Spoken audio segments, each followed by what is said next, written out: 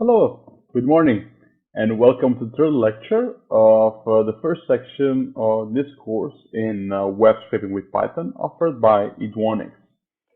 So in this lecture, we will go through parsing web pages. So what does it mean to parse a web page? Let's get started. Okay, so first of all, we wanna reintroduce the concept of web scraping. We have introduced it before in the first lecture very briefly. Now we go a little bit more into details about what does it mean actually web scraping. I've taken these sentences from the website you see at the bottom, which is just Wikipedia. So now about what a web scraping means and what is a web crawler.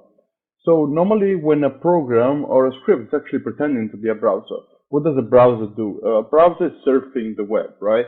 So it goes on a web page and then it basically retrieves information on a web page. What we do when we scrape, we just imitate the behavior of a browser.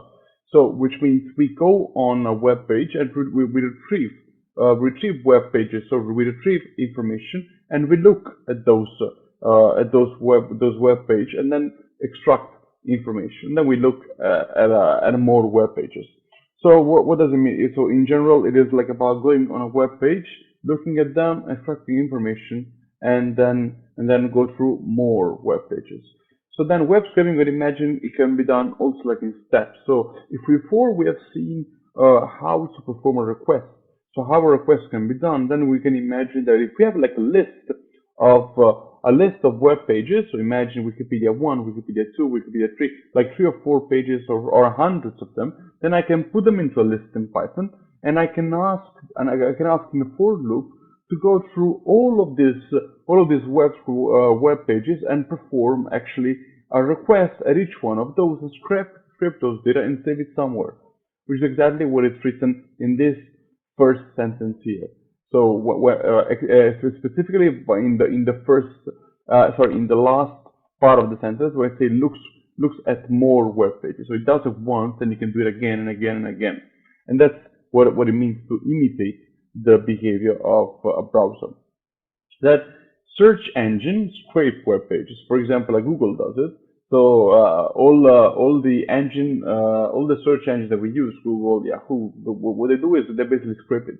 That's how they can get, for example, a keywords out of a website, and then if you're looking for something on Google, then it will retrieve basically the web pages in which, for instance, like that keywords you are searching for is more relevant to the website, which is like showing first. That's how this works. And that's also in jargon. It's also like called spotting the web or web crawling. So why scrape? Scrape can be done it's useful because you can pull data. So particularly social data. So for example, you can pull data from social media, and we can retrieve that information regarding, like for example, who is linked to who. So in that case, we can create like maps, so we can create like maps and seeing what data is linked to what data. And also we can get our own data back of some system that has basically no export capability. So sometimes you don't need to scrape website. You go on a website and there is an export button, or for example, like I've seen many times, export as CSV. So it gets you like a spreadsheet which is displayed on a website, and you have then this export capability through which you can download that CSV which is displayed on a web page as a CSV on offline on your machine. So some websites may not have that export capability, so you have to build your own export capability in a script through which you are able to scrape that website and get that information you're looking for. Or you can monitor a site for new information. So there can be like a site in which there is some information you're actually very interested into getting, and then you may need to scrape it. You may need to scrape it like to get that information. And Spider the Web to make a database for a search engine. So you can even like use it as database for your own search engine. So well, actually the reasons why you should like do scraping in Python, or well, in this case we're looking into Python, but there are also like other programming language you can use for scraping. But the reasons why you should perform tasks in terms of in terms of web scraping are endless. There are like really endless applications.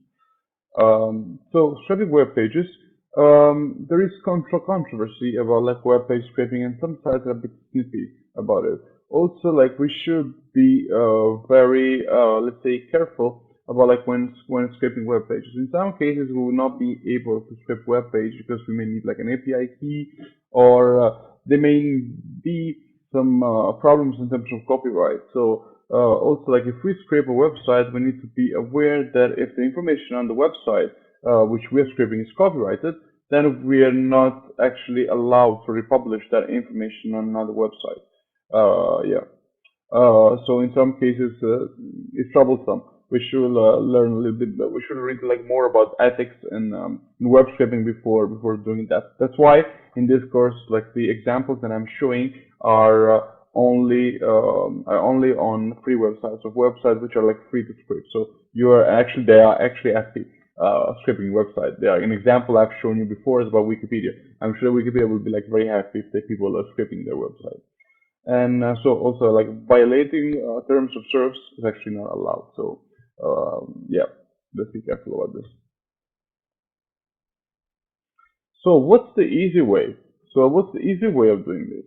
You could string search the hard way. That's one way that you can do it. So it means like if we are scraping a website, say we have that information as we saw in the past lecture. So that information is in our database. So now if I wanna do like a string search, if I wanna like search something in that website, how do I do it in Python? So one way, the hard way, would be I go through all those strings and I look for keyword that I'm looking for. So, but that will involve like a very long for loop, and that's actually what is the hard way. But what about like is there an easier way for doing it? Yes, and that easy way is called Beautiful Soup. So for how funny it is, like this is like the name of a Python library, which is like very good for solving this problem.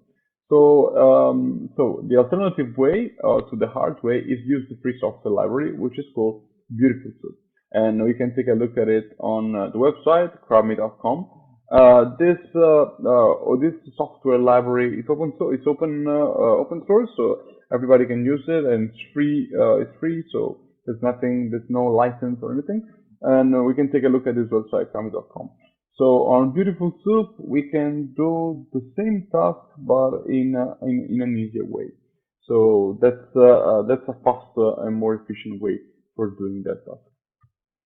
So why is Beautiful Soup so beautiful? Well, Beautiful Soup is a Python library for pulling data out of an HTML or XML file. I suppose you already like have a little bit of knowledge about like what this data format means, but in the next section we will learn like more about like two specific like data format, which is XML and JSON. HTML is just like the format in which what is actually lying behind the website. So if you go on a website according to the browser you're using, you can right click and see website as HTML. So you can basically see what is the backbone behind every website, and that is like the data that we go parsing and or first scraping and then parsing when we do this kind of stuff. So Beautiful Soup is beautiful because it works with our favorite parser and to provide idiomatic ways of navigating, searching, and modifying the parse tree. So against the hard way, the Beautiful Soup is beautiful because it saves us hours or days of work. And in the next lecture, we will see like an application of Beautiful Soup, and then we will understand why Beautiful Soup is so beautiful. So yeah, thank you for your attention, and let's go on with the next lecture. Thank you.